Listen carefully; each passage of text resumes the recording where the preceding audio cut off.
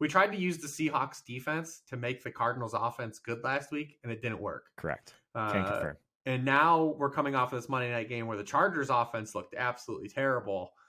Is this a bounce back spot for them? I definitely have a lot more faith in the Chargers because their body of work this season. Remember, the Chargers were coming off of scoring 30 points the previous 2 weeks. Mm-hmm. It's not a complete Cardinal situation where we're trying to make something that hasn't happened all year into something. So I do think that this is a little bit of a bounce back spot. Even factoring in the Cardinals game last week, I mean, this defense is still at the bottom of the league in almost every single defensive metric that you can find. Mm-hmm. And it reflects in the team total, right? Like the Chargers have almost a 30-point implied team total here at home. So we've got to at least acknowledge that exists. I will say this with the Chargers, though. They're missing a lot of pieces and potentially missing a lot more pieces by the time we get to Sunday. If we get Keenan Allen back, we start to feel a lot better. But Keenan Allen, there's been some whispers that he might just sit out through their bye, which is next week. Okay. So keep an eye on that. If he were to come back, it's a fantastic spot. Seattle's been getting absolutely crushed in the slot. It's why we went back to Rondale last week, and he was one of the few Cardinals to kind of survive the game last week. Mm-hmm. They're 30th in yards per catch allowed to opposing slot receivers, 26th in yards per target. They're giving it up to slot guys. So if Keenan comes back, he could be another guy like we talked about in the other video with DeAndre Swift. People aren't going to want to play him coming off of this long injury. So keep an eye on that if he's available. But the rest of the Chargers are pretty nicked up here. This offensive line, we're going to have to wait and see if we get Corey Linsley back. I mean, Justin Herbert now has been pressured at the 6th highest rate in the NFL. And his offensive line is just absolutely decimated. Under pressure on Monday night, he was just 10 of 21 passing, 3.1 yards per pass attempt. He now carries a 53% completion rate and 5.4 yards per attempt under pressure versus a 73% completion rate and a 7.4 yards per attempt rate when kept clean. 9 of his 10 touchdown passes this season have come from a clean pocket. Remember, Herbert is a rookie, like destroyed pressure. He had like one of these outlier pressure seasons. That's not happening this year. The pressure is getting home, and it's impacted this Chargers offense. So we do need to kind of watch that and see what kind of health Corey Linsley's coming back, because we know Rashawn Slater ain't come back, unfortunately, for the rest of the year. But like I said, even factoring in the Cardinals' performance last week, Seattle still 30th in yards per attempt allowed. They're 20th in touchdown rate. They're 25th in passing points for fantasy allowed per attempt. They're still giving it up. Like, they can still be beat. So we're going to keep Herbert in our hearts, especially with that 30-point team total. If we don't get Keenan Allen, obviously it's a bigger signal for Big Mike than if not, like if we were going to have him. Since the start of last year with Justin Herbert under center, Williams has an 18.7% target share with Keenan Allen off the field and targeted on 18.9% of his routes. I'm sorry, that's with Keenan Allen on the field. And then that bumps up with Keenan off the field to 19.8% target share and being targeted on 21.5% of his routes. So Keenan does impact him. It's also like the one area you can find where Seattle's actually been pretty good is against boundary receivers and wide receiver ones. And we kind of saw that again last week with Hollywood Brown. Yep. Obviously Tariq Woolen has been getting a lot of notoriety, right? Like the dude's been playing awesome. He's been having an awesome start to the season. Seattle's allowing a 60.4% catch rate to opposing boundary receivers. That's 9th in the NFL, 7.4 yards per target. That's 8th in the NFL, and 12.2 yards per catch to boundary receivers. That's 9th in the NFL. They've also allowed just 1 touchdown to opposing boundary receiver this season so far. So with or without Keenan Allen, it's kind of a sketchy spot for Big Mike, but if you're chasing targets, the bigger signal is he's going to draw more target attention without Keenan Allen. We also have Josh Palmer in concussion protocol this week, something to monitor heading into this game. That all could open up here. So if Keenan misses, if Josh Palmer misses, and Mike Williams is still going to run into this tougher matchup, Gerald Everett kind of still looking all right here. The Seattle has just been absolutely crushed by tight ends this year. Nice. And we saw Ertz have another 7 for 70 last week. They're allowing 10.5 yards per target to opposing tight ends, an 8.9% touchdown rate to tight ends. That's 27th. Everett's not a guy that's ever, you feel like great clicking, but he would be in play if Keenan Allen and Josh Palmer are missing this game for sure.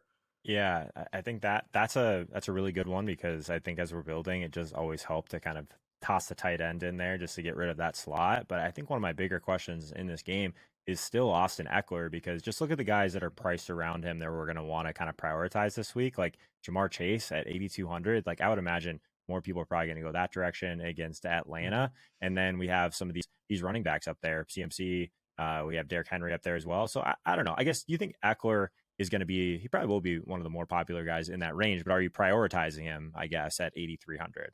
I mean, he's a fantastic play, I believe. I mean, you look at just like I said, Seattle, and the dual usage that Eckler has. Mm-hmm. I mean, they're allowing 15.6 rushing points per game. That's 25th in the NFL. And they're also allowing 11.6 PPR receiving points per game to running backs, which is 27th in the NFL. That's Eckler's wheelhouse. There's also another interesting kind of little nugget here. So Eckler this year with 3 or more wide receivers on the field has rushed 45 times for 274 yards and 4 touchdowns. He's averaging 6.1 yards per carry when he gets the run out of the 11 personnel sets. When there's 2 or fewer wide receivers on the field, Austin Eckler has had 30 carries for just 75 yards, 0 rushing touchdowns, 2.5 yards per carry. Seattle this season against 11 personnel teams are allowing 4.9 yards per carry to opposing running backs. That's 20th in the NFL. So there is a little bit of signal here, but we need these guys to be healthy, right? Like the Chargers can't be in 11 personnel if we don't have 11 personnel to play. We can't have Michael Bandy being the third wide receiver like he was for a section of Monday night. So definitely keep an eye on that. But I think it's a really tremendous spot for Austin Eckler. I don't see any reason to get away from him. All right. Well, let's talk about the Seattle side of the ball, because I think this is where a lot of the ownership is going to be in this game. We could talk about Kenneth Walker, who's going to be probably one of the most chalky options on the entire slate. But before we kind of do that, what's standing out to me, just looking at the Sims and some of the stuff with PrizePicks, DK Metcalf and Tyler Lockett unders look a little bit interesting, which is kind of scary with how this offense has been this year. But if you agree, I guess, or if you see anything else you like in this video, make sure you tap that link in the description. Use code HOLKA at your first deposit. You'll secure your free bet up to $100. There's a lot of free money flying around out there, Reeves. So PrizePicks is now in 30 states. So make sure you guys take advantage of that. The unders for these wide receivers, kind of scary because I think they're going to be pretty popular in DFS. So let's start with Metcalf and Lockett. Reeves, what do you see so far? Yeah, I would say from the surface, from a top-down 10,000-foot view, this would be more of a DK Metcalf game than Tyler Lockett game. So where the Chargers have been really good defensively is defending slot receivers versus boundary receivers. Now, it will be interesting to see if there's a type of shift here in terms of how they defend boundary receivers, with J.C. Jackson getting benched on Monday night and just really struggling. See if that makes these numbers kind of go up. But Metcalf last week, neither of these guys survived last week anyways. It was like an old school Seattle game where they won with running game and defense. Hopefully we don't get many of those. But, you look at Metcalf, he still had 23% of the team targets. He's had at least 20% of the team targets in every game this season. He still leads the team in target share, and he leads the team in targets per out run. I mentioned just from a matchup stance, the Chargers have been beat up a little bit more on the outside than inside.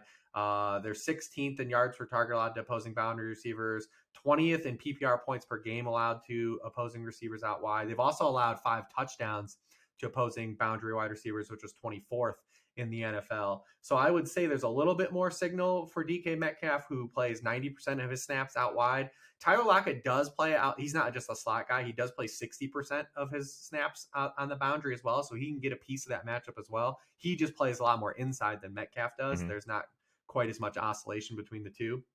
So he can get a piece of it, but I would side more at the Metcalf side this week. And it feels like Lockett's going to be still popular because his price just kind of hovers in like that mid 5,500 range. So he keeps always he's like, Lockett's going to be the dude. If you run optimals, like he's always going to like pop in there, right? Like him and Brandon Cooks somehow always. I was just going to say, he's like the new Brandon Cooks, man. They don't move his price. So he's always sitting there with like basically a nice projection versus his salary. So yeah, he's going to grab ownership just for that reason. But I'm with you. I think it is Metcalf for me if I had to choose one. Yeah, I do think it's more of a Kalen Metcalf week than it is Tyler Lockett. All right, cool. So Kenneth Walker, 5,800. Just obviously one of the better plays on the entire slate. Not a ton to really say about it. Probably going to be extremely chalky. But anything else on the Seattle side of the ball that piques your interest? No, that's about it. I mean, Kenneth Walker had 92% of the backfield touches. It was the highest rate for any running back in week 6. The only real blemish that could apply here with Seattle being such large road underdogs is that he did only run a route on 40% of the team dropbacks. So obviously, if you get in a situation where the Chargers are up 14, 17 points early, like maybe that adds some more fragility in place here, but he's just so cheap. And the Chargers have been so bad against the run. Like, Sure. I think we talked about it a couple weeks ago when Mhm. they faced Nick Chubb, that they were basically allowing a Nick Chubb performance every week. Yeah. They're allowing 5.8 yards per carry to running backs. It's the most in the league. And the other interesting note here for this particular matchup is 60% of the rushing yards the Chargers have allowed this season have come on explosive carries of 10 or more yards. That's 31st in the NFL. And 68% of the Seattle rushing yards this season has come on carries of 10 or more yards. That's the highest rate in the NFL. Mm-hmm. Dang, that's nuts. All right, we'll keep him on our radar before we get to that lineup build. I want to make sure you guys check out sharpfootballanalysis.com and the worksheet.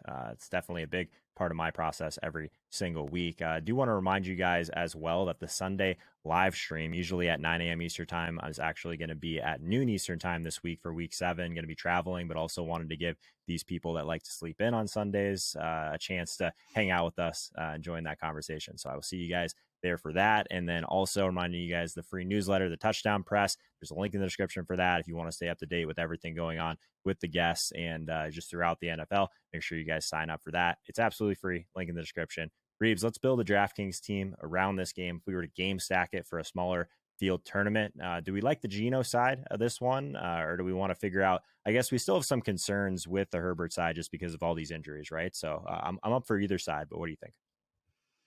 Yeah, I think it's the way you want to play it is if you're going to play the Geno side, then that's obviously like the clear, like, just don't play Kenneth Walker side.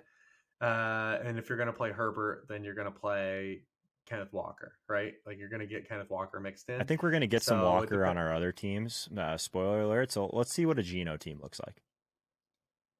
So if we go Geno, we already said we like Metcalf quite a bit. Yeah, I do like Metcalf. We can still play Eckler. Okay, let's do it. Let's get our Eckler. We can try.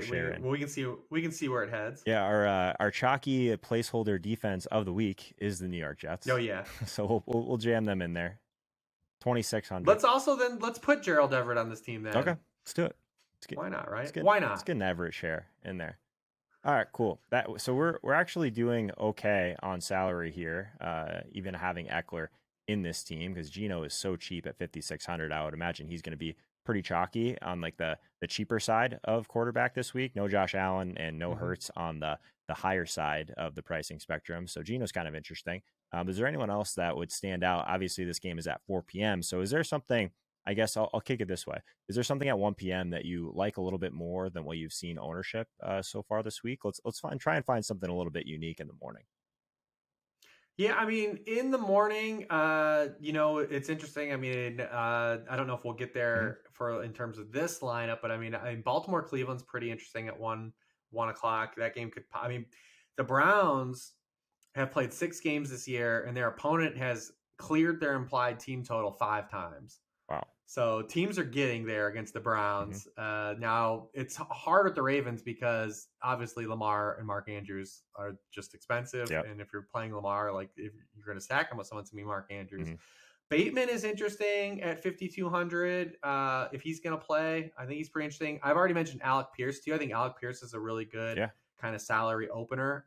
He presents upside, has a little bit of a floor too. Okay. We don't have a lot of like those 3K wide receivers this week, or like even really kind of 4K wide receivers because he's 4.6. But like he still is the biggest standout, like salary saving wide receiver for me.